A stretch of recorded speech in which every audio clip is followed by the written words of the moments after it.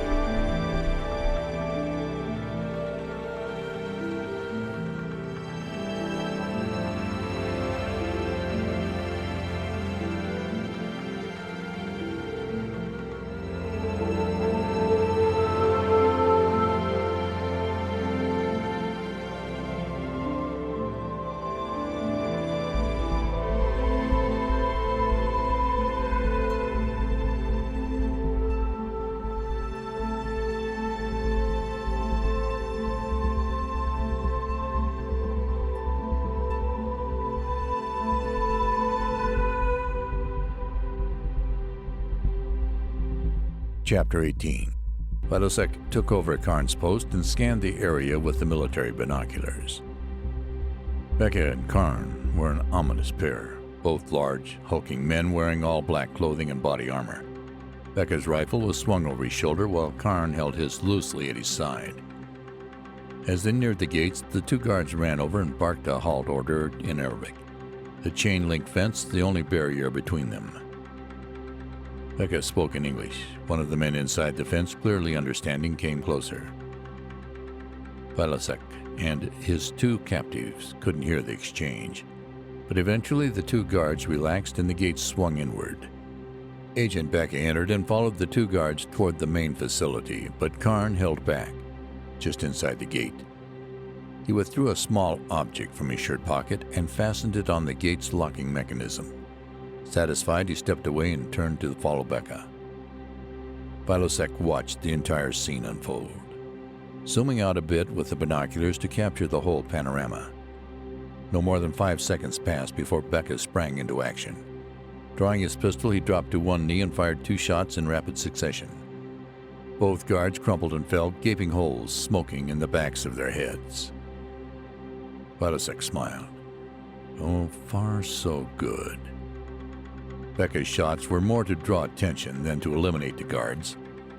Volskaya knew Becca and Karn couldn't fight it out with the entire security force, and he had planned accordingly. When they discovered the cell phone in Becca's equipment belt, Volskaya knew that Wittenfield's team would play right into his hand. 2 other roaming guards and a few from the surrounding buildings were running in the direction of the gunshots.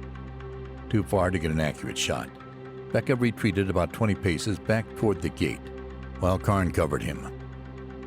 2 more men burst from behind a building to the left. Becca quickly put a bullet in each man's skull, moving from one to the next with machine-like efficiency. Another guard ran toward Becca from behind, but Karn whipped his combat knife from his boot sheath and threw it perfectly. It landed with a sickening thud in the man's throat, severing his windpipe and dropping him in his tracks.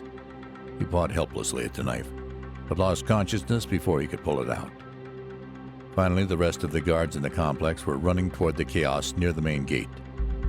There was a great deal of shouting in Arabic as the remaining 11 men closed in on Becca on 3 sides, their guns raised, but all of them waiting for someone else to take charge. Karn had moved unnoticed to one side, partially concealed near the corner of a small building. One of the guards finally stepped toward Becca and yelled in Arabic. Assuming the man had wanted him to drop his weapon, Becca complied and threw his pistol to the ground. The man wasn't satisfied and motioned for Becca to loose his rifle as well. Becca shrugged nonchalantly and set his rifle on the ground at his feet. Then he turned toward the gate and raised his hands behind his head. Now facing Karn, Becca paused for a moment and then fell forward. At the same instant, Karn fired his rifle toward the group of guards. An electronic whirring sound emanated from Karn's weapon, and a line of pulsating energy sprang toward the group, narrowly missing Becca. It hit the first few guards and spread outward, jumping from one man to the next like a crazed wildfire in a forest of dried-out trees. Within a second and a half, All of the men were frozen in place, their eyes unblinking, their guns still drawn and pointing in Becca's direction. Some of the guards had their mouths open in shock. From Vilosek's vantage point, he could see a pulsating cloud of semi-opaque air that seemed to have consumed the guards. Becca was wriggling out from beneath the cloud, hurrying to avoid coming in contact with the slowly descending particles. Content that the security force was completely contained, Vilosek stood, packed up the tripod and binoculars, and headed toward the facility. "Come," he ordered, not even bothering to look over his shoulder at Jensen and Corrine. He entered the complex confidently, an air of ownership surrounding him. Everything was perfectly under control. Karn had set up his assault rifle on a separate mount and rigged the trigger to stay pulled, freeing him from having to constantly keep the gun firing in the direction of the incapacitated guards. Becca joined Karn at the gate as Vilosek entered. Professor Andrews and Corrine followed behind, still in shock from what they had just witnessed. Once inside the gate, Vilosek nodded at Becca and Karn. They hustled into action, Karn turning toward the small box he'd mounted on the gate, and Becca rushing toward the group of paralyzed men. Corrine thought she saw a smug grin on his disgusting face. Whatever he was planning, he was excited about it. He approached the first two men, still held in the powerful force from Karn's rifle. He stood face to face with the first guard, a young man no older than 20. Suddenly, Becca brandished a huge combat knife in his right hand. Corrine wasn't even sure where it had come from, and she gulped in dread of what she was about to see. Slowly, meticulously, Becca took a pair of gloves out of his breast pocket and slipped them onto his hands. Still wearing his smirk, he stared the young man down, knowing that although the boy couldn't move, he was still completely aware of Becca's every move, taking in every terrifying second that passed. Suddenly, Becca lifted his hand and plunged the blade into the man's throat. Corrine and Professor Jensen gasped in horror. Becca calmly pulled the blade completely through the man's neck, from the left side and out the right. Where the knife had passed through his neck, there was now a thin red line of blood, but it was not dripping. It was as if it had been drawn on his skin with a red pen. The young man seemed completely unaware that he'd just been fatally wounded. Vilosek knew better.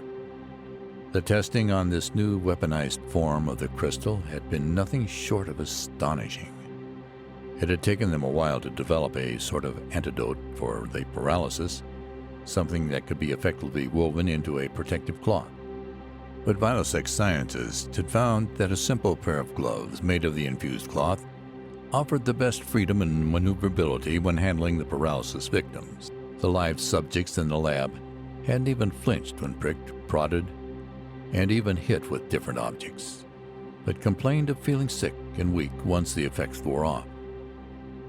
One test subject, a young girl of 14, had even had her arm broken while paralyzed.